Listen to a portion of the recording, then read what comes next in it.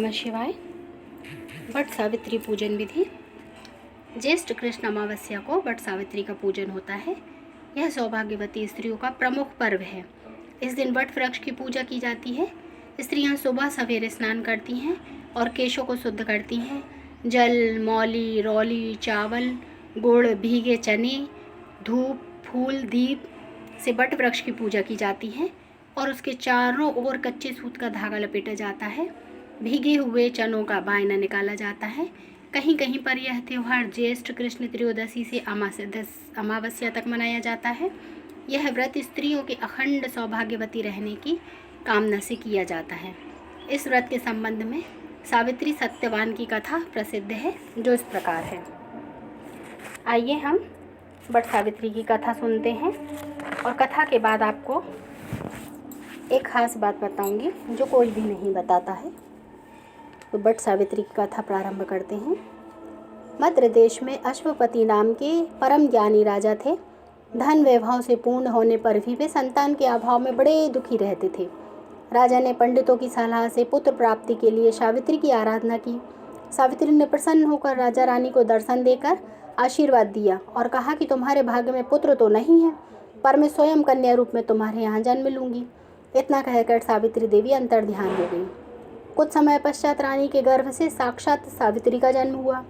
राजा रानी ने उसका नाम भी सावित्री ही रखा। सावित्री सर्वगुण संपन्ना थी। वह चंद्रमा की कला के समान नित्य प्रति बढ़ने लगी। जब वह विवाह के योग्य हुई तब माता पिता ने उससे कहा कि अब तुम अपने योग्य मनचाहा वर खोज लो। राजा ने उसे एक बूढ़े मंत्री के साथ वर खोजने के लिए भेज दिया। सावित्री यात्रा पर रवाना हो गई। इधर एक दिन अचानक नारद जी मद्र राज अश्वपति से भेंट करने के लिए आए। तभी सावित्री भी अपने लिए वर पसंद करके लौट आई। उसने आदरपूर्वक नारद जी को प्रणाम किया। नारद जी ने उसे विवाह योग्य देखकर राजा अश्वपति से पूछा कि आपने इसके योग्य वर भी खोजा है या नहीं। राजा ने बताया कि मैंने सावित्री को वर खोजने के लिए भेजा था। वह अभी लौट कर आई है और अब वही बताएगी कि उसने अपने प्रतिरूप में किसे पसंद किया है। राजा की बात सुनकर नारद जी ने सावित्री से पूछा कि तुमने किसे वर के इस रूप में पसंद किया है। सावित्री ने परम विनम्र होकर हाथ जोड़कर निवेदन किया, महाराज राधा धूमत सेन का राज्य रुक्मी ने छीन लिया है और वे अंधे होकर रानी के साथ वन में रहते हैं। उनके एकमात्र पुत्र सत्यवान को ही मैंने अपना पति बनाने का निश्चय किया है। सावित्री के ऐसा कहने पर नारद जी ने राजा अश्वपति से कहा कि आपकी कन्या ने वर खोजने में निसंदेह भारी परिश्रम किया है। सत्यवान गुणवान और धर्मात्मा है। वह रूपवान और समस्त शास्त्रों का ज्ञाता है। वह अपने माता पिता के समान सदा सत्य बोलने वाला है। इसी कारण उसका नाम सत्यवान हुआ। जिस प्रकार समुद्र रत्नों की राशि है, उसी भांति सत्यवान सभी सद्गुणों का भंडार है। वह सब प्रकार से सावित्री के योग्य है। वह सब बातों में सावित्री के साथ क्षमता रखता है। इतना कुछ होते हुए भी उसमें एक भारी दोष है जिसके सामने ये सभी गुण फीके से पड़ जाते हैं। वह अल्पायु है और 1 वर्ष की समाप्ति पर उसकी मृत्यु हो जाएगी। नारद जी के मुख से यह वचन सुनकर राजा अश्वपति का चेहरा उदास हो गया और उनके मधुर स्वप्न नष्ट हो गए। नारद जी के वचन कभी मिथ्या नहीं हो सकते। ऐसा विचार कर उन्होंने सावित्री को समझाया कि ऐसे क्षीणायु व्यक्ति के साथ विवाह करना कल्याणकारक नहीं है, इसलिए कोई अन्य वर पसंद कर लो। पिता की बात सुनकर सावित्री ने कहा कि अब मैं शारीरिक संबंध के लिए तो कभी मन से भी किसी अन्य पति के खोजने का विचार नहीं कर सकती। कोई भी संकल्प पहले मन में आता है, फिर वाणी से कहा जाता है। कहने के पश्चात उसे करना ही होता है, चाहे वह शुभ हो या अशुभ। मैंने जिसे एक बार अपने मन से पति रूप में स्वीकार कर लिया, वही मेरा पति होगा। अब मैं किसी दूसरे का वरण नहीं कर सकती। राजा एक ही बार आज्ञा देता है, पंडित एक ही बार प्रतिज्ञा करते हैं और कन्यादान भी एक ही बार होता है। जैसा भी है, अब मेरा पति है। मुझे उसके दीर्घायु या अल्पायु होने से कोई हर्ष विषाद नहीं है। अब मैं पुरुष की तो क्या बात ही देवराज इंद्र को भी स्वीकार नहीं कर सकती। कोई शक्ति मुझे मेरे इस निश्चय से नहीं डिगा सकता। मैं पुनः दृढ़पूर्वक कहती हूँ कि सत्यवान ही मेरा पति होगा। सावित्री का ऐसा दृढ़ संकल्प सुनकर नारद जी ने राजा अश्वपति को सम्मति दी कि तुम्हें सावित्री का विवाह सत्यवान के साथ ही कर देना चाहिए। यही उचित प्रतीत होता है। इस प्रकार राजा को समझा बुझाकर नारद जी अपने स्थान को चले गए। राजा शिवपति ने भगवान के मंगलमय विधान में विश्वास करके विवाह की समस्त सामग्री इकट्ठी की और कन्या तथा बूढ़े मंत्री को साथ लेकर धूमत्सेन की तपोभूमि में पहुंच गए। वहां पर राजा धूमत्सेन अपनी रानी और राजकुमार सत्यवान के साथ रहते थे। अश्वपति ने उनके पास पहुंचकर अपना नाम बताते हुए उनके चरणों में प्रणाम किया। धूमत्सेन ने अश्वपति के आने का कारण पूछा तो उन्होंने बताया कि मेरी कन्या सावित्री ने आपके सुपुत्र सत्यवान के साथ विवाह करने का निश्चय किया है। मैं भी उससे सहमत होकर विवाह की तमाम सामग्री लेकर आपकी सेवा में उपस्थित हुआ हूँ। राजा की बात सुनकर धूमत्सेन उदास हो गए और उन्होंने कहा कि अब आप में और मुझ में कैसी समता। आप राज्यासीन राजा और मैं राज्य भ्रष्ट रंक, इस पर भी हम दोनों अंधे हैं, निर्धन हैं और वन में रहते हैं। आपकी कन्या ने वन के भारी कष्टों को ना जानकर ऐसा विचार कर लिया है। महाराज अश्वपति ने कहा, सावित्री ने इन सब बातों पर भली भांति विचार कर लिया है। वह कहती है, जहाँ मेरे सास ससुर और पतिदेव निवास करते हैं वही मेरे लिए वैकुंठ है। सावित्री के ऐसे दृढ़ निश्चय को सुनकर धूमत्सेन ने विवाह की स्वीकृति दे दी। शास्त्र सम्मत रीति से सावित्री का विवाह सत्यवान के साथ करके राजा अश्वपति तो अपनी राजधानी को लौट गए और उधर सावित्री मनचाहे पति सत्यवान को पाकर सुखपूर्वक वन में रहने लगी। नारद जी के वचन हर समय सावित्री के कानों में गूंजते रहते थे। वह एक एक दिन गिन रही थी। उसने जब पति की मृत्यु का दिन निकट आया जाना तो 3 दिन पहले से ही उसने उपवास करना आरंभ कर दिया। तीसरे दिन अपने पितरों का पूजन किया। वही दिन नारद जी ने सत्यवान की मृत्यु का बताया था। रोज की भांति उस दिन भी सत्यवान अपने समय पर कुल्हाड़ी और टोकरी लेकर लकड़ी काटने के लिए वन में जाने लगा तो सावित्री ने स्वयं भी उसके साथ चलने का आग्रह किया। सत्यवान ने उसे माता पिता की सेवा के लिए वहीं ठहरने की सम्मति दी। तब सावित्री ने अपने सास ससुर से सत्यवान के साथ वन में जाने की आज्ञा ले ली और उसके साथ वन में चलने को तैयार हो गई। सत्यवान में वन में पहुंचकर फल फूल तोड़े और बाद में लकड़ी काटने के लिए एक वृक्ष पर चढ़ गया।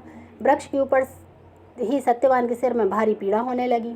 वह वृक्ष से नीचे उतर आया और सावित्री की जंघा पर अपना सिर रखकर लेट गया। कुछ देर बाद सावित्री ने अनेक दूतों के साथ यमराज को हाथ में पाश लिए हुए देखा।